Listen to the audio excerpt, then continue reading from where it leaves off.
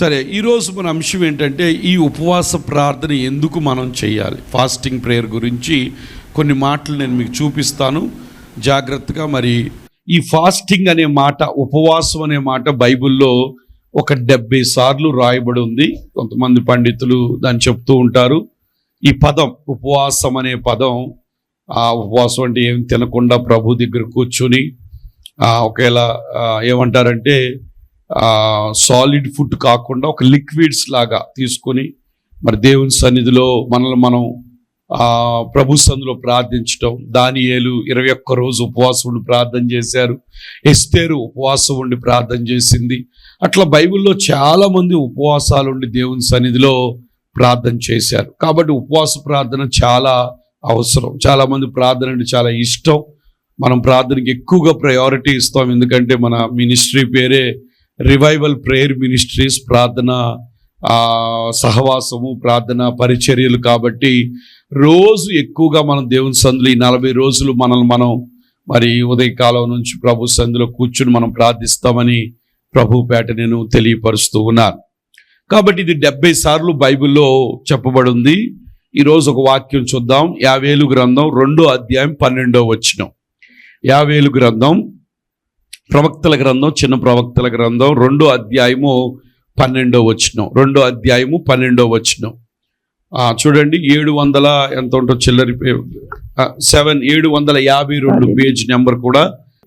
యావేలు గ్రంథం 2వ అధ్యాయం 12వ వచనం ఏమని ఉందంటే, ఇప్పుడైనను అందరు చెప్పండి, ఇప్పుడైనను అందరు చెప్పండి, ఇప్పుడైనను. ఇప్పుడు అంటే ఏంటి? ఇప్పుడు దేవునికి స్తోత్రాలు చెల్లిద్దాం. హల్లెలూయా, హల్లెలూయా. అందరు కూడా దేవునికి స్తోత్రాలు చెప్పండి గట్టిగా. హల్లెలూయా. చాలా మంది ఇప్పుడైనను మీరు ఉపవాసం ఉండి, ఇంతకాలం మీరు ఉపవాసం లేరేమో. ఇక్కడ ఒక చిన్న విషయం ఏంటంటే, కొంతమంది డయాబెటిక్ పేషెంట్స్ ఉన్నారు. మరి వాళ్ళకి సరిగ్గా భోజనం కావాలి కాబట్టి మిమ్మల్ని నేను బలవంతం చేయట్లేదు, కానీ మరి మీ ఒకవేళ మీ నియమాలు మీరు పాటిస్తూ ప్రార్థన చేయాలని నేను మిమ్మల్ని ప్రోత్సహిస్తున్నాను. ఆరోగ్యంగా ఉన్నవాళ్ళు ఉపవాసం ఉండడంలో తప్పు లేదు. చక్కగా దేవుని సన్నిధిలో ఉపవాసం ఉండి ప్రార్థిస్తే చాలా మంచిదని. మోషే కూడా ఏం చేశాడంటే 40 రోజులు సీనాయి కొండ మీదకి వెళ్ళి, అసలు అన్నపానాలు కూడా ఏమీ లేవు, ప్రభుతోనే ఉన్నాడు, చచ్చిపోలేదు. కానీ ప్రభు దగ్గర నుంచి మరి ప్రభు చేతితో రాయబడిన 10 ఆజ్ఞల పలకలు తీసుకుని ప్రత్యక్షత పొందుకొని ప్రభువును చూచి తిరిగి వచ్చాడు. దేవునికి స్తోత్రాలు చెల్లిద్దాం. ఈ 40 దినాలు ఏంటంటే ప్రభువును చూచే దినాలు, మనం ప్రభువులో అంటకట్టబడే దినాలు, ప్రభువులో మనల్ని మనం. ఎందుకంటే అప్పుడు మనం ఎప్పుడో త్వరగా ప్రారంభిస్తున్నాం, 10:30కి ఎగ్జాక్ట్గా తొందరగా వచ్చేయాలి. చక్కగా 12 టైంకి వాక్యంకి వచ్చేసరికల్లా ప్రశాంతంగా కూర్చుని దేవుని వాక్యం వింటే, ఒకవేళ మెసేజ్ అంతా నీకు అర్థంగా ఒక మాటను నీ బుర్రను పడితే నీ జీవితమే మారిపోతుంది. దేవునికి స్తోత్రాలు చెల్లిద్దాం. హల్లెలూయా. కాబట్టి ఇప్పటి వరకు ఒకవేళ ఉపవాసం లేకపోతే యవనస్తులైనా ఎవరైనా సరే మరి ఒక లిక్విడ్స్ తీసుకొని దేవుని సందులో ఉపవాసం ఉండి పనులు చేయటం కాదు. ఉపవాసం ఉండి ఎక్కడ ఉండాలి? ప్రభు పాదాల దగ్గర కూర్చోవాలి. దేవుని వాక్యం. నాకైతే ఒక ఆశ ఉంది, 40 రోజుల్లో బైబిల్ పూర్తి చేద్దామని ఒక ఆశ ఉంది నాకు. మరి దేవుడు ఎలా చేస్తాడో తెలియదు, కానీ నాకైతే ఆశ పుట్టింది. ఈ బైబిల్ అంతా చదవాలని ఒక ఆశ ఉంది. దేవునికి స్తోత్రాలు చెల్లిద్దాం. ఎందుకంటే తెల్లవారుజాము లెగుస్తాం, లైవ్ అయిపోతుంది. ఆ తర్వాత ఇక్కడే కూర్చుంటాం, లేకపోతే ఏదైనా టీ తాగుతాం. ఇంకా ఆ తర్వాత ఇక్కడే ప్రభు పాదాల దగ్గర ఎక్కువ సమయం గడపాలని ఒక ఆలోచన. ఎందుకంటే మరి దేవుని పరిచర్య చేయాలన్నా, ఈ సంఘంలో వస్తున్న శోధనలు కానీ, లేకపోతే శరీరంలో వస్తున్న బాధలు కానీ, ఇవన్నీ మనం తట్టుకోవాలంటే ఖచ్చితంగా దేవుని సన్నిధిలో మనల్ని మనం మరియలాగా ఉత్తమమైంది మనం ఏం చేయాలి? ఎన్నుకోవాలి. మరియలాగా ఉత్తమమైంది ఆయన పాదాల దగ్గర మనము కూర్చోవాలి. దేవునికి స్తోత్రాలు చెల్లిద్దాం. కాబట్టి ఆయన అంటున్నాడు, ఇప్పుడైనను మీరేం చేయాలంట? ఉపవాసం ఉండి. ఉపవాసం ఉండాలి. ఉపవాసం అంటే ఏమి తినకుండా ఒక వాటరు, లేకపోతే ఏదో టీయో, లేకపోతే ఏదో లిక్విడ్స్ తీసుకుని ప్రభు పాదాల దగ్గర కూర్చుని, అయ్యా ఇదిగో నేను నీ దగ్గరకు వచ్చాను, నీవు నన్ను ఎన్నుకున్నావు, ఇదిగో నీ పాదాల దగ్గర కూర్చుంటున్నాను. ఎందుకంటే అందరు బిజీ లైఫ్. చాలామంది అసలు దేవుని దగ్గర ఒక్క 10 నిమిషాలు కూడా ప్రార్థించలేని వారు చాలామంది ఉన్నారు. అసలు ప్రార్థనకి సమయం లేదు. చాలామంది ఆశలు కోరికలు అయితే చాలా ఉన్నాయి. అందరికన్నా తలగా ఉండాలి, ఉద్యోగం వచ్చేయాలి, మంచి హస్బెండ్ వచ్చేయాలి, మంచి భార్య వచ్చేయాలి, మంచి సంబంధాలు వచ్చేయాలి, ఆరోగ్యంగా ఉండాలి, 70-80 వచ్చినా ఒక్క పళ్ళు ఉండకూడదు, అసలు పరిగెత్తాలి, కొండలెక్కాలని ఎన్నో ఆశలు ఉన్నాయి. కానీ ఇవన్నీ మామూలుగా దేవునితో అంటకట్టబడకుండా అవుతాయా చెప్పండి? అవుతాయా? అది ఒకవేళ నువ్వు భ్రమలో ఉన్నా, ప్రభువే చెప్పాడు, నాకు వేరుగా ఉండి మీరేమీ కూడా, మీరు శోధనలో పడకుండా నిమిత్తము మెలకు కలిగి ఏం చేయాలి? మీరు శోధనలో పడకుండా. ప్రార్థన ఎక్కడ లేదో అక్కడ శోధనలో పడిపోతాం. ఒకవేళ ప్రార్థిస్తూ శోధనలో పడ్డా జయము నీదే. దేవునికి స్తోత్రాలు చెల్లి. ప్రార్థించకుండా శోధనలో పడితే ఆ శోధన నిన్ను మింగేస్తాం. దేవునికి స్తోత్రాలు చెల్లి. ప్రార్థనలో ఉండి మనం 139 రోజులు రోజు ప్రార్థించదు, ఎప్పుడు ఆగుద్దో తెలియదు అనుకున్నాం. ఒక శోధనలో పడ్డాం. గాఢాంధకారపు లోయలు గుండా నేను వెళ్ళినా ఏ అపాయమునకు నేను ఎందుకు భయపడం? దేవునితో ఆయన దుడ్డు కర్రయు ఆయన దండం ఏమైంది మనకి? దుడ్డు కర్ర దండం దేనికి? వాక్యం ఎవరు? యేసయ్య నీకు తోడుగా ఉన్నాడు కాబట్టి చీకటి లాంటి పరిస్థితిలోకి ఎంటర్ అయ్యావు, భయం లేదు. వెంటనే మళ్ళీ దేవుడు వెలుగులోకి నడిపిస్తాడు. దేనికి స్తోత్రాలు చెల్లిద్దాం. ఒక రోగంలోకి ఎంటర్ అయ్యావు, భయపడవు, వెంటనే నీకేం తెలుసా? స్వస్థత రెడీగా ఉంది. దేనికి స్తోత్రాలు. ఒక కొదువులోకి లేకపోతే ఒక లోటులోకి వెళ్ళి ఎంటర్ అయిపోయావు, ఆ చీకట్లోనే ఉండటానికి దేవుడు మనల్ని ఎన్నుకోలేదు. వెంటనే దేవుడు ఏమిస్తాడో తెలుసా? ఒకవేళ ఈ రాత్రి చీకటి అయితే రేపు వెంటనే దేవుడు ఏం చేస్తాడు? వెలిగిస్తాడు. దేవునికి స్తోత్రాలు చెల్లిద్దాం. కాబట్టి ఈ ఉపవాసుడు, అందుకే ప్రభు చెప్తున్నాడు, ఇప్పుడైనను ఏం చేయాలంట? ఉపవాసం ఉండి కన్నీరు విడుచుచు దుఃఖించుచు మనఃపూర్వకంగా తిరిగి నా యొద్దకు రండి, ఇదే యెహోవా వాక్కు. ఉపవాసం ఉండమని ఎవరు చెప్తున్నారు? నేను చెప్పట్లా, దేవుడే చెప్తున్నాడు. మీరు ఉపవాసం ఉండండి, దుఃఖించండి. ఎవరి కోసం? మీ బిడ్డల కోసం. అందుకే ప్రభు చెప్పు, నా కోసం మీరు ఏడవద్దు. ఎవరి కోసం ఏడాలి? నీ కోసం, మన పిల్లల కోసం, మన కోసం. ఏ శోధనలో పడకుండా, ఏ మోసంలో పడకుండా. సాతానుగాడు భయంకరమైన ఉచ్చు నీలో ప్రభు పట్ల ఉన్న తృష్ణ నాడు ఏం చేస్తాడో తెలుసా? లాగేసి దేవుడంటే లెక్క లేకుండా ప్రభుకి నీకు తెలియకుండానే దూరం చేసి తీసుకెళ్ళిపోతాడు. నువ్వు వెనక్కి తిరిగి చూడగానే ప్రభుకి నీకు లేదు తెలుసా, కొన్ని వేల కిలోమీటర్ల దూరం వచ్చేసినట్టు అయిపోదు. నాకు వేరుగా ఉండి నువ్వేమి కూడా, వాడి ఉద్దేశం ఏంటో తెలుసా? నిన్ను వేరు చేస్తే వాడు నీ మీద గెలవగలుగుతాడు. నువ్వు ఆయనతో ఉంటే వాడు నిన్ను గెలవలేడు. ఆయనతో ఉండటానికి ఉండే మార్గం ఏంటి? వాక్యం చదవడం, ప్రార్థన చేయటం. ఈ ఉపవాసుడి 40 దినాలు ఒక నిష్టగా నువ్వు కూర్చుంటే వాడు నిన్నేమైనా చేయగలుగుతాడా? నీకు తెలియకుండా నువ్వేమవుతున్నావు తెలుసా? నీ జీవితాన్ని ప్రభు యొక్క జీవితంతో పెనవేసుకుంటున్నావు, అంటకట్టబడుతున్నావు, ముడి వేసుకుంటున్నావు. కాబట్టి నువ్వు కదిలితే ప్రభు కదులుతాడు, నువ్వు నడిస్తే ప్రభు నడుస్తాడు, నీతో ప్రభు ఉంటాడు. నువ్వు ప్రభు ఏకమైపోయారు. నీ మాటే ప్రభు మాట, ప్రభు మాటే నీ మాట. నువ్వు ఏది చెప్పినా జరుగుద్ది, ఏది అడిగినా జరుగుద్ది. మీరు నా యందును, నా మాటలు మీ యందు నుండి మీకు ఏది ఇష్టమో అడగండి, అది నేను చేస్తానండి. దేవుని స్తోత్రాలు చెల్లిద్దాం. నిన్న ఒక చిన్న వీడియో చూశాను. ఒక చేప ఉంది. ఈ చేప ఏం చేస్తుంది? ఆ చేప పేరు నాకు గుర్తులేదు, నేను తర్వాత మీకు కావాలని చూద్దాం. ఈ చేప గుడ్లు నీళ్ళల్లో పెట్టదు. ఈ యొక్క నీళ్ళల్లో చెట్లు, కొమ్మలు, ఆకులు వంగి ఉంటాయి కదా కొన్ని. ఆ చేప 2 ఆడ మగ చేప 2 కలిసి పైకి ఎగిరి ఆ ఆకును అతుక్కుంటాయి. అతుక్కులో కానీ వెంటనే ఏమైపోద్ది? చేప, ఆడ చేప ఆకు మీద గుడ్లు పెట్టేస్తుంది. పెట్టి కిందకి నీళ్ళలో పడిపోద్ది. ఈ మగ చేప అక్కడే తిరుగుతూ తోకతో ఏం చేస్తుందంటే ఆ గుడ్లు ఎండిపోకుండా నీళ్లు చిమ్ముతా ఉంటుంది. అది ఈ ఆకు మీద ఉన్న గుడ్లకి కరెక్ట్గా 2 వారాలకో లేకపోతే వారం రోజులకో దాంట్లో పిల్లలు తయారైపోయి ఆకు మీద పడిన మంచు బిందువులో నుంచి ఆ పిల్ల నీళ్ళలోకి జారిపోద్ది. దేనికి స్తోత్రాలు చెల్లింది. హల్లెలూయా, హల్లెలూయా.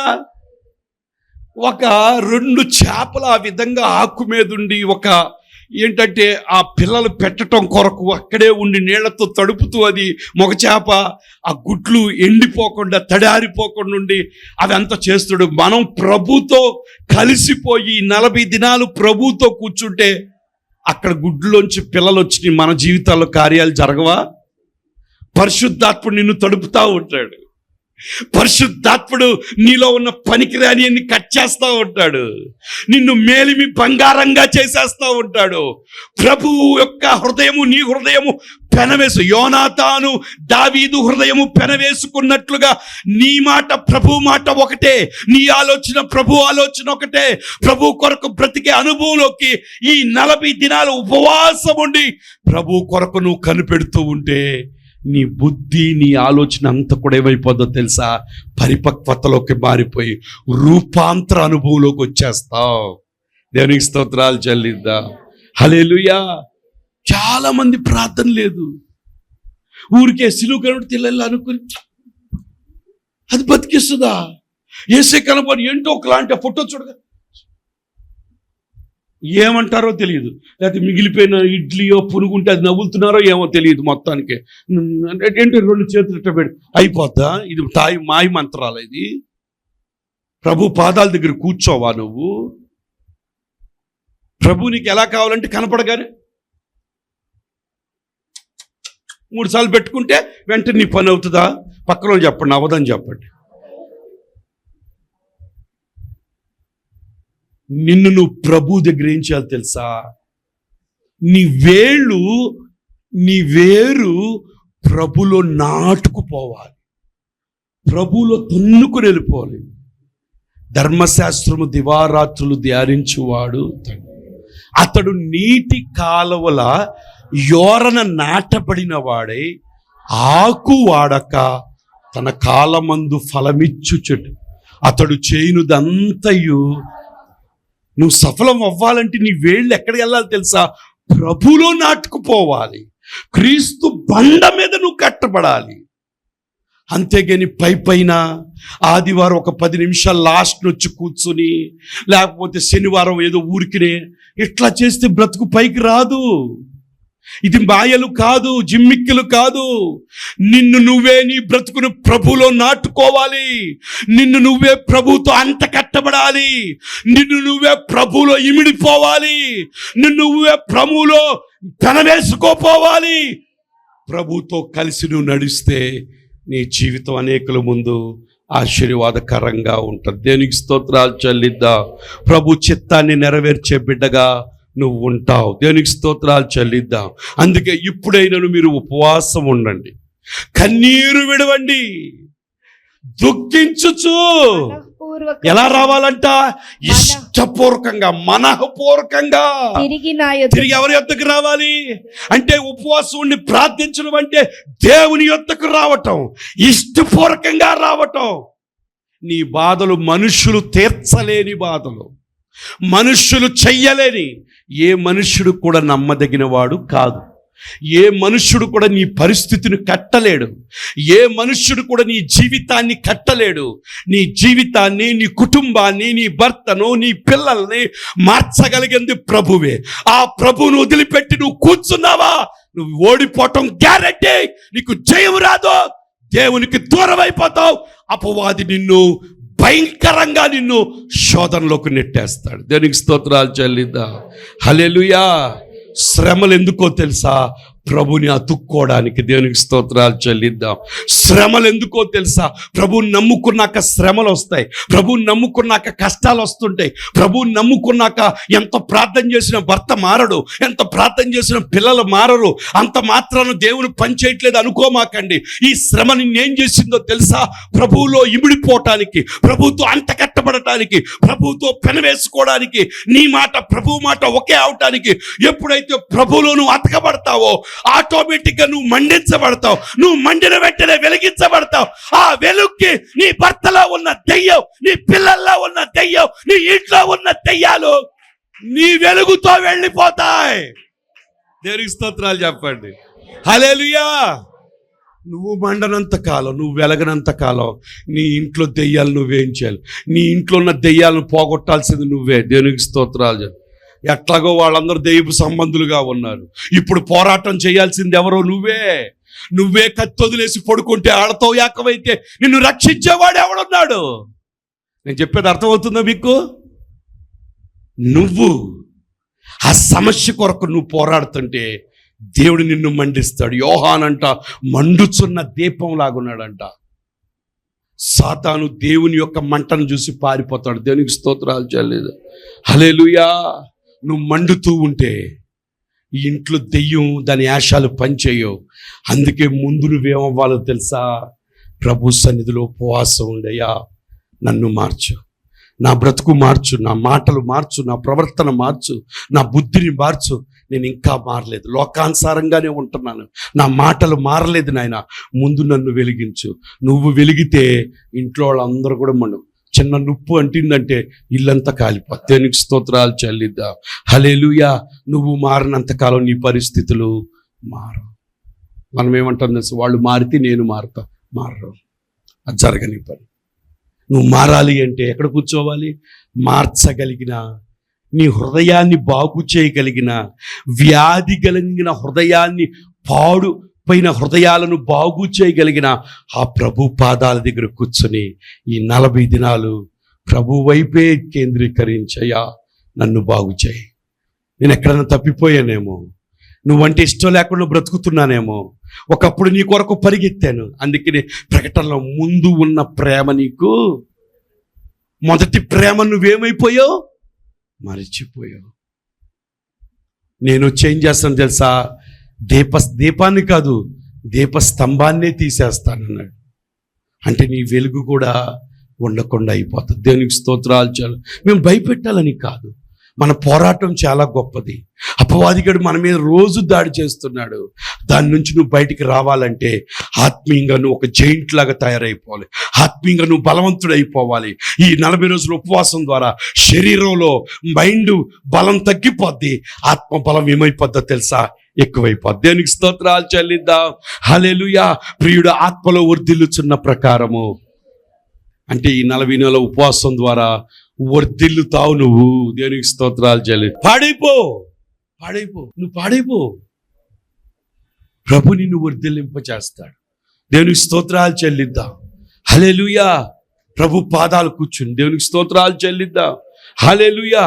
కాబట్టి తెల్లవారుజామున రండి, తర్వాత ఇంటికి వెళ్ళి కొంచెం ఫ్రెష్ అప్ అయి పనులు చేసుకుని మళ్ళీ 10 గంటలకు రండి. 3 వరకు ప్రభు దగ్గర పెనుగులాడతాం. దేవునికి స్తోత్రాలు చెల్లిద్దాం. నేను 10 అంటాను, మీరు 1 గంటే నాకు తెలుసు. దేవునికి స్తోత్రాలు చెల్లిద్దాం. హల్లెలూయా. హల్లెలూయా. అట్లా ఉండొద్దు. దేవునికి స్తోత్రాలు చెప్పండి. హల్లెలూయా. అందరూ 2 చేతుల పైకి దేవునికి స్తోత్రాలు చెప్పండి. కొంతమంది 2:30 కూడా వచ్చేవాళ్ళు ఉంటారు. అట్లా ఉండము. అక్కడి రండి, ఎక్కువ సమయం ప్రభుతో గడపండి. దేవునికి స్తోత్రాలు చెల్లిద్దాం.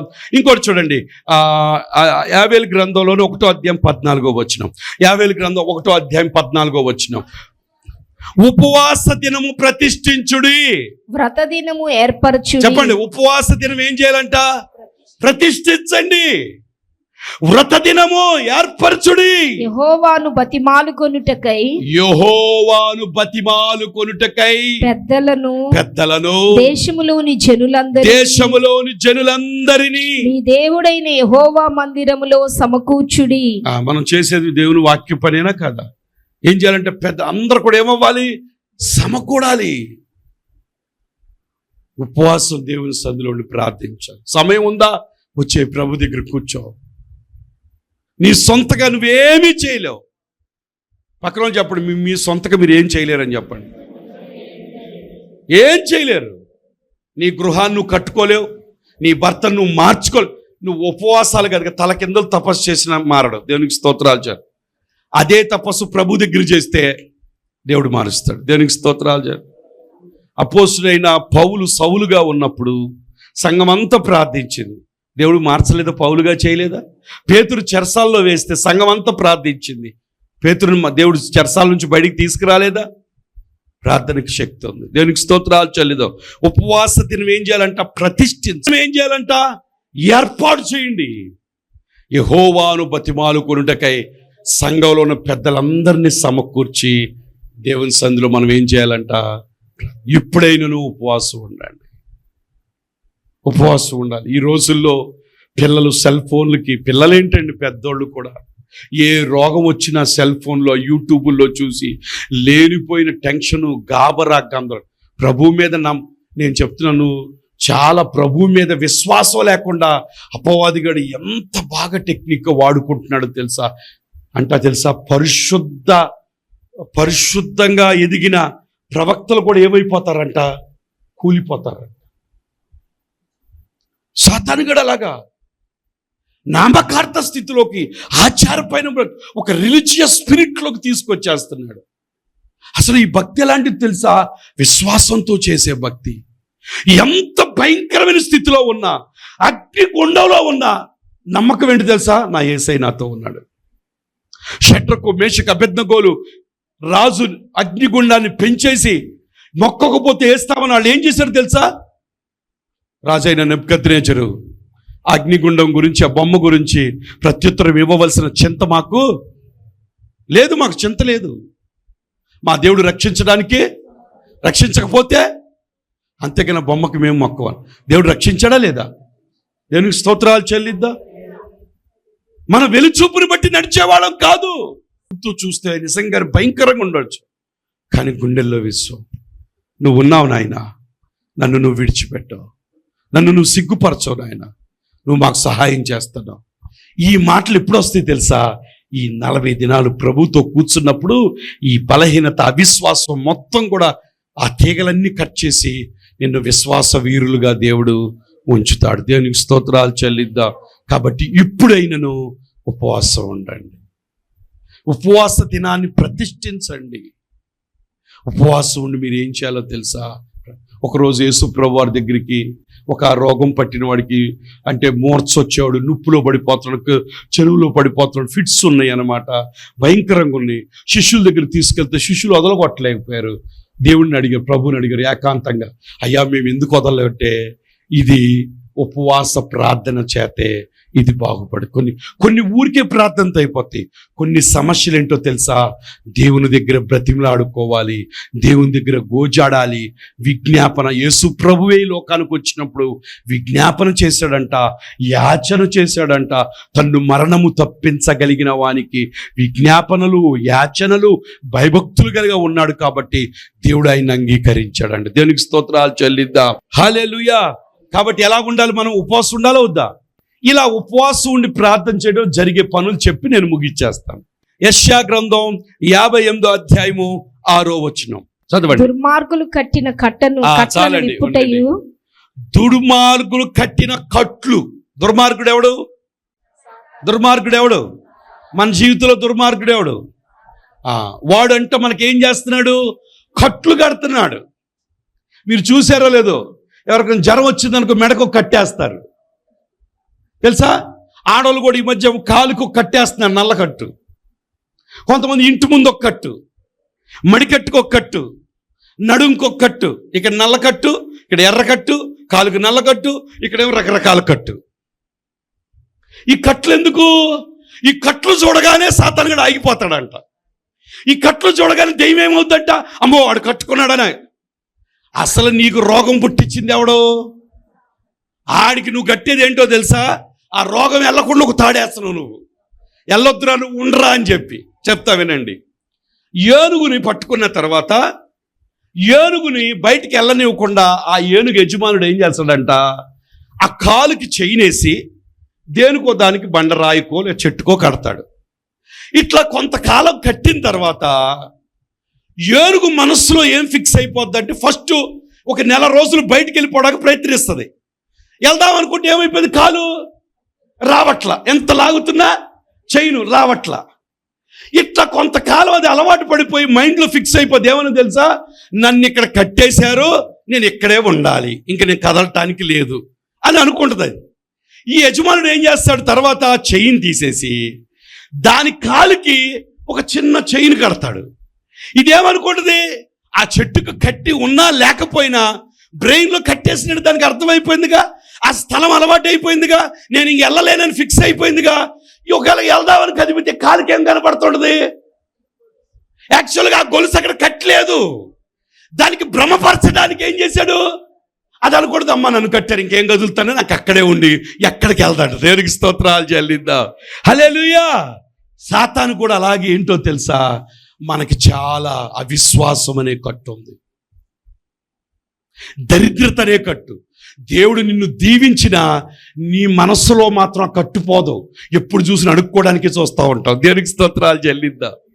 నువ్వు ఎంత సంపాదించినా నీ బుర్రలో ఏమైపోయింది తెలుసా? కట్టుండిపోయింది. ఏం కట్టు? అడుక్కునే కట్టుండిపోయింది, అందరి మీద ఆధారపడి కట్టుండిపోయింది. బైబిల్ ఏం చెప్తుంది? నరులను ఆశ్రయించి శరీరం తనకు ఆధారంగా చేసుకున్నవాడు శాపగ్రస్తుడని ఉంది. ఈ శాపంతో ఈ కట్టు కట్టేస్తుంది కదా ఏనుగులాగా. నీకు బద్దాకి ఎంత నువ్వు సంపాదించి ఎంత ధనం నీ చేతికొచ్చినా నువ్వు ఎప్పుడు చూసినా అప్పులకి వెళ్ళిపోతుంటావు. ఎందుకని? నీలో ఏమైపోయింది? ఆ కట్టు ఉండిపోయింది. నువ్వు సైకలాజికల్ అలవాటు పడిపోయావు, శరీరం అడుక్కోవడానికి అలవాటు పడిపోయింది, శరీరం దేవుని మీద ఆధారపడే తత్వం లేకుండా అయిపోయింది, మైండ్ అలా తయారైపోయింది. అది మార్పు చెందాలి అంటే ఈ ఉపవాస ప్రార్థనలో ఈ కట్టు ఏమైపోద్దో తెలుసా? తెగిపోద్ది. దేవునికి స్తోత్రాలు చెల్లిద్దాం. ఆ యొక్క మనసులో కట్టబడిన ఆ తాత్కాలికమైన భ్రమపరిచే కట్టు ఏమైపోద్దో తెలుసా? తెగిపోతుంది. దేవునికి స్తోత్రాలు చెల్లిద్దాం. ఈ కట్లు తెంచుకోవాలి. కొంతమందికి ఒక అనారోగ్యం ఉందనుకోండి, ఒక షుగర్ ఉందనుకుందాం, వీళ్ళకి 12 అవగానే బాగానే ఉంటారు, 12కి బెళ్ళేసుకోవాల్సిన అలవాటు పడిపోయి ఉంటారుగా. ఇంక అసలు గుళ్ళో కూర్చోలేరు, అటు ఇటు సంచి తేలా, సంచి కనపడినోడు సైక్ చేస్తాడు, వాళ్ళకేమో అర్థం కాదు ఏం చెప్తున్నారని, ఇంకా సంచి తేలా. ఏం బాగానే ఉంది, కానీ కట్టేమైపోయింది? ఆ సంచి మీదే ఉంది. ఆ బెళ్ళేసినాక అమ్మయ్య 12కి వేసుకున్నాక స్తోత్రం, హల్లెలూయా హల్లెలూయా. మళ్ళీ 12 అవగానే సంచి, అయ్యా కట్టు అయ్యా. అసలు డౌన్ అవుతుందో లేదో కాదు, కట్టుండిపోయింది. అర్థమైంది మీకు? ఈ కట్లు తెగాలంటే ఎక్కడ కూర్చోవాలి? దేవునికి స్తోత్రాలు చెప్పు. ఒకవేళ ఉప్పు కూరలు ఉప్పు లేకపోయినా సరే ఆ కట్టు ఉంటుంది. ఉప్పు తింటే బీపీ పెరిగినా ఆ ఉప్పు లేకపోయినా కొంచెం ఆ కట్టు ఉంటే వల్ల నాకొద్దని తీసేస్తా. హల్లెలూయా. ఈ కట్లన్నీ కూడా తినమని నేను చెప్పట్లా, ఉదాహరణ మీకు అర్థం అవ్వాలని చెప్తున్నా. ఇలాంటి ఎన్ని కట్లు, తాగుడు కట్టు. కొంతమంది పని చెయ్యమంటే వాళ్ళకి ఎంత బాధ అంటే భయంకర, బయట చూసి అమ్మో ఎండకొందని పడుకుంటారు, మళ్ళీ పనికి వెళ్తాడు, వర్షం పడుతుంది ఇవాళ వెళ్ళలేవే అని. ఒక ఆయన ఇప్పుడు 4 నెలల నుంచి పనికి వెళ్తాడు. ఆవిడ వచ్చి నాకు చెప్తుంది, అయ్యగారు ప్రార్థన చేయండి, 4 నెలలు అయింది దగ్గర పనికి వెళ్ళి. మరి ఎట్లా అంటే, నేను వెళ్తున్నాను, నేను తెచ్చిపెట్టి తింటున్నాడు, సాయంత్రం పకోడీ తెచ్చినా తింటున్నాడు అన్ని. ఇంక పని చేయడు, కట్టేసింది.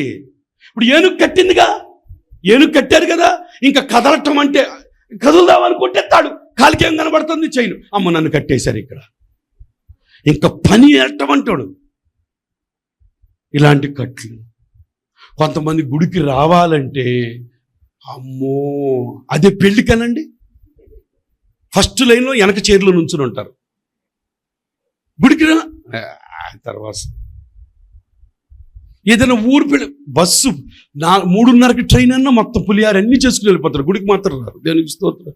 పెద్ద కట్టు, సాతాను కట్టే కట్లు అవన్నీ కట్లు. ఆ కట్లు తెగాలి అంటే ఎక్కడ కూర్చోవాలి నువ్వు? ప్రభు యొక్క శక్తి, ప్రభు యొక్క అభిషేకము, ప్రభు యొక్క బలమే ఏం చేస్తుందో తెలుసా? ఆ కట్లన్నిటినీ తెంచుద్ది. దేవునికి స్తోత్రాలు చెల్లిద్దాం. హల్లెలూయా.